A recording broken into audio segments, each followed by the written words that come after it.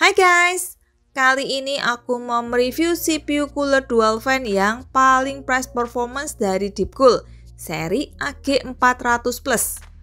Penampakannya bisa kalian lihat di bagian depan boxnya ini. Persis AG400 yang pernah aku review, bedanya cuman ini pakai dual fan. Spesifikasi lengkapnya udah tertera di bagian belakang boxnya.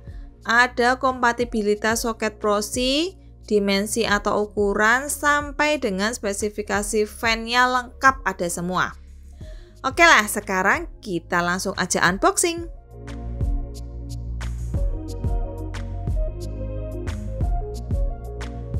Pertama-tama ini kita dapetin buku manual yang benar-benar seperti buku.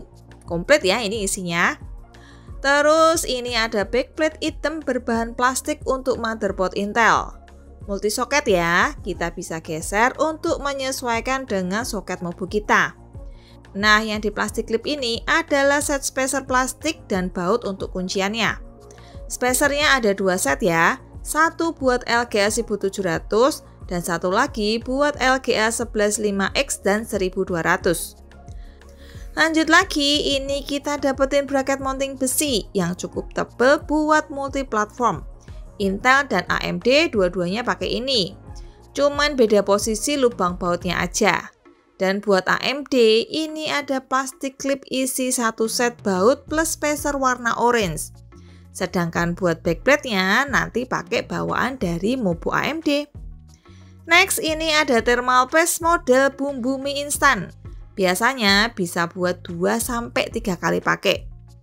Dan tentu aja ini kita dapat splitter 4 pin male ke female karena cooler ini jumlah fan-nya 2. Ini sih nggak kepake ya kalau mobo kalian punya 2 pot CPU fan.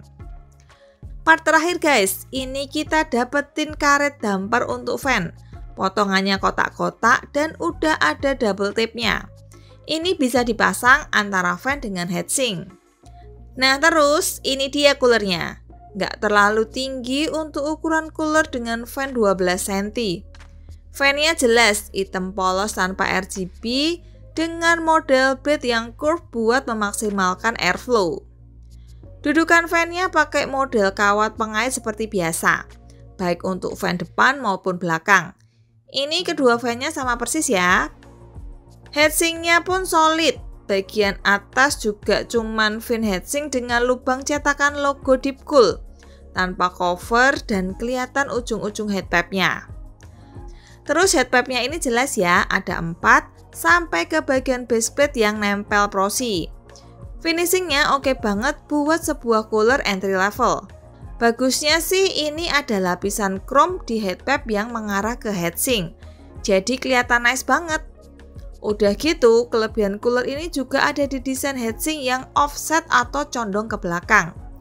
Desain ini memastikan clearance antara cooler dengan RAM. Untuk kabel hitam biasa dengan konektor 4 pin PWM supaya pengaturan speed bisa lebih oke. Oh iya, beda dengan AG400 biasa ya, karena ini ada fan di bagian belakang, baut buat masang cooler ke mounting ke halang fan. Jadi ini kita harus copot fan belakangnya dulu kalau mau pasang. Tara, jadi AG400 biasa. Oke yuk, sekarang kita praktek pasang. Di sini aku pakai Mobo Intel soket 1150. Dan pertama-tama kita harus pasang backplate plastik untuk Intel ini di bagian belakang Mobo. Di dalam casing pun bisa ya ini, tinggal dipasin sama keempat lubangnya. Terus kita taruh spacer plastik hitam di atas lubang bautnya. Buat punyaku ini pakai yang 115X. Setelah itu kita taruh bracket mounting besi ini di atas spacer. Pastiin pas keempat lubangnya, baru kita baut satu persatu.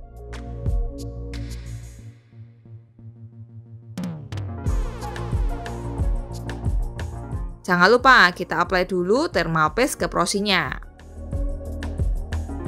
Setelah itu baru kita pasang cooler di atas bracket mounting. Tinggal ngepasin antara kedua baut cooler dengan bracket aja nih. Kalau udah, kita kencengin bautnya pakai obeng. Ini baut ada pegasnya ya, jadi torsinya nggak perlu kenceng-kenceng. Dan jangan langsung kalian kencengin di satu sisi dulu, harus gantian kiri kanan.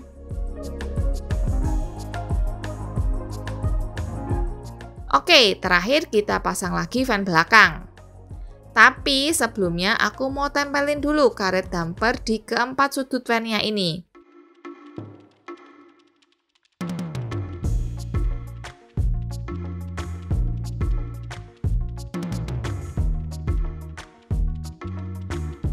Clearance dengan RAM nggak usah dibahas lah ya. Seri AG400 ini the best lah pokoknya. Dipasang di Mobo MATX kecil aja masih jauh. Malah kalau aku lihat ini yang perlu diperhatiin kalau kalian pakai Mobo yang punya cover atau heatsink VRM belakang yang gede. Tapi yang jelas pas aku pasang di Mobo MSI B550 Gaming Plus pun fan belakangnya masih jauh dari heatsink VRM Mobo. Ataupun saat aku pasang di casing MATX yang compact, masih ada space atau jarak dengan fan casing belakang walaupun cuma sedikit. Side cover juga masih bisa ditutup berkat tingginya yang cuma 150 mili aja. Lanjut ke sesi pengujian. Di sini aku pakai Prosi AMD Ryzen 7 5700X yang di overclock ke 4,2 GHz fixed multiplier. RAM-nya DDR4 32GB dual channel. Dan seperti biasa, untuk fan speed aku setting manual ke 100% alias statis di maximum speed supaya lebih jelas buat dapetin kemampuan maksimal cooler ini. Pertama-tama aku jalani benchmark multicore webcam stability test.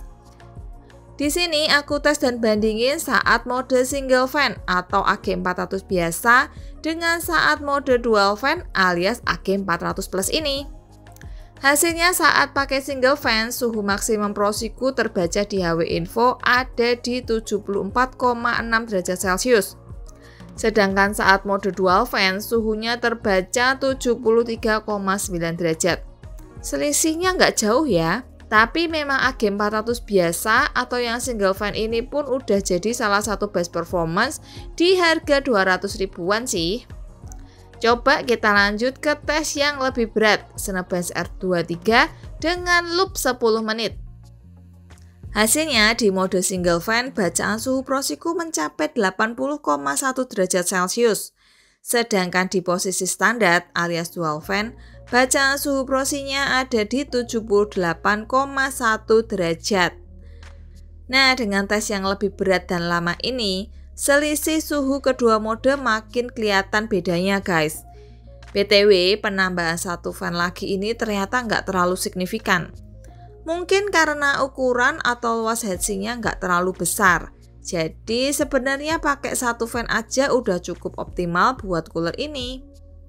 So, aku coba ganti ke dua fan dengan single fan dari Side Grand Tornado yang merupakan salah satu fan dengan performa airflow dan static pressure terbaik di kelasnya.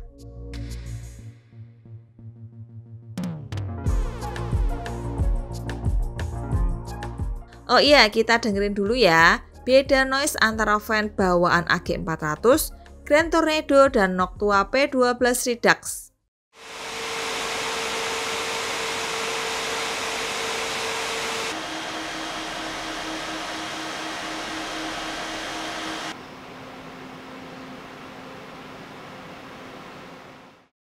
Dan sekarang langsung kita tes di Cinebench R23. Hasilnya AG400 dengan fan Side Grand Tornado ini performanya justru bisa lebih baik daripada AG400 Plus yang pakai dual fan. 76,9 derajat Celcius. Bedanya nggak banyak, cuma 1, aja. Tapi tetap aja ini jadi upgrade performa ya. Apalagi kalau dibandingin dengan versi AG400 yang single fan. Anyway, performa AG400 Plus ini bukan yang terbaik di harganya. Menurutku secara price performance masih lebih baik AG400. Oke, jadi mungkin gitu aja ya review Deepcool AG400 Plus dari aku. Jangan lupa like dan subscribe ya. See you!